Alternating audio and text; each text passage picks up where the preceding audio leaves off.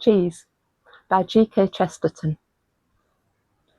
My forthcoming work in 5 volumes, The Neglect of Cheese in European Literature, is a work of such unprecedented and laborious detail that it is doubtful if I shall live to finish it.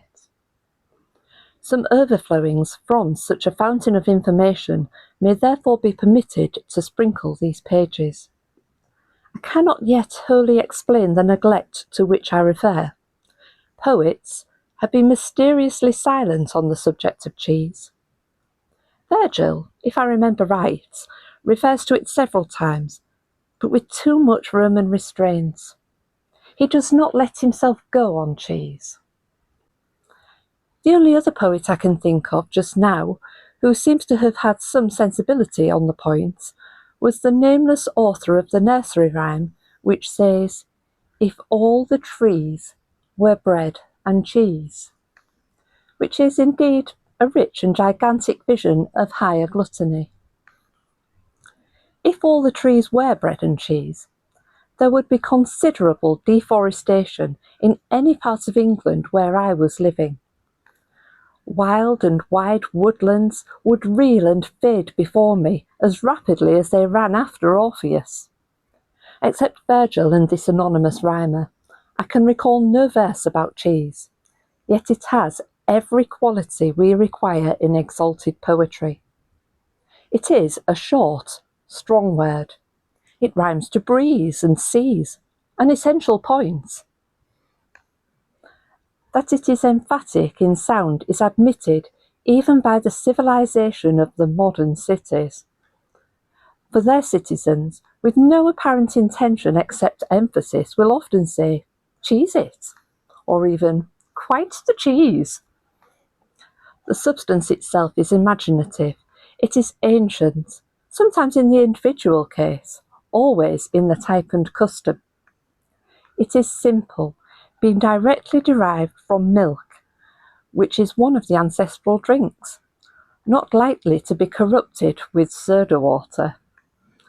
You know, I hope, though I myself have only just thought of it, that the 4 rivers of Eden were milk, water, wine, and ale.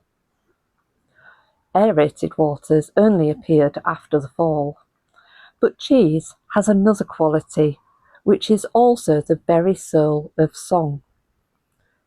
Once, in endeavouring to lecture in several places at once, I made an eccentric journey across England, a journey of so irregular and even illogical shape that it necessitated my having lunch on 4 successive days in 4 roadside inns in 4 different counties. In each inn, they had nothing but bread and cheese. Nor can I imagine why a man should want more than bread and cheese if he can get enough of it. In each inn, the cheese was good, and in each inn, it was different. There was a noble Wensleydale cheese in Yorkshire, a Cheshire cheese in Cheshire, and so on. Now, it is just here that true poetic civilisation differs from that paltry and mechanical civilisation which holds us all in bondage. Bad customs are universal and rigid, like model militarism. Good customs are universal and varied, like native chivalry and self-defence. Both the good and the bad civilisation cover us with a canopy and protect us from all that is outside.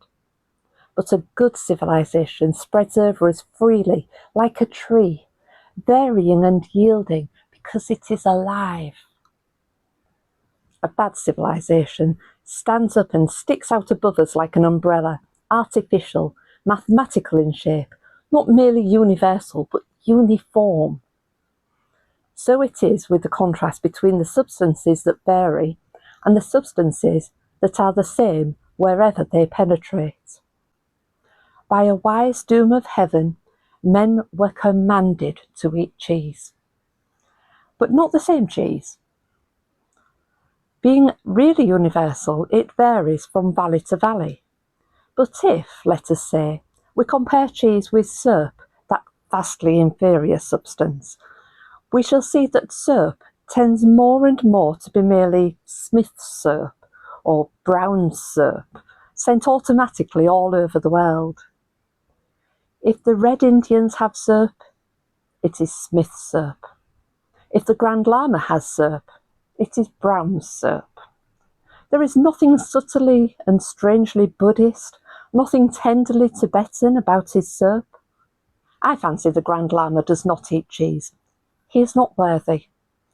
But if he does, it is probably local cheese, having some real relation to his life and outlook. Safety matches. Tinned food, patent medicines are sent all over the world, but they are not produced all over the world. Therefore, there is in them a mere dead identity, never that soft play of slight variation which exists in things produced everywhere out of the soil, in the milk of the kine, or the fruits of the orchard. You can get a whisky and soda at every outpost of the empire. That is why so many empire builders go mad. But you are not tasting or touching any environment, as in the cider of Devonshire or the grapes of the Rhine. You are not approaching nature in one of her myriad tints of mood, as in the holy act of eating cheese. When I had done my pilgrimage in the 4 wayside public houses, I reached one of the great northern cities, and there I proceeded, with great rapidity and complete inconsistency, to a large and elaborate restaurant, where I knew I could get many other things besides bread and cheese. I could get that also, however, or at least I expected to get it, but I was sharply reminded that I had entered Babylon and left England behind.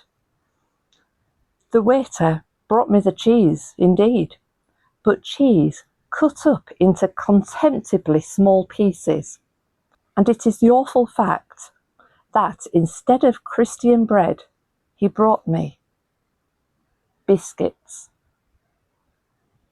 Biscuits, to one who had eaten the cheese of 4 great countrysides. Biscuits, to one who had proved anew for himself the sanctity of the ancient wedding between cheese and bread. I addressed the waiter in warm and moving terms. I asked him who he was that he should put asunder those whom humanity had joined. I asked him if he did not feel, as an artist, that a solid but yielding substance like cheese went naturally with a solid, yielding substance like bread. To eat it off biscuits is like eating it off slates. I asked him if, when he said his prayers, he was so supercilious as to pray for his daily biscuits. He gave me generally to understand that he was only obeying a custom of modern society. I have therefore resolved to raise my voice, not against the waiter, but against modern society, for this huge and unparalleled modern wrong.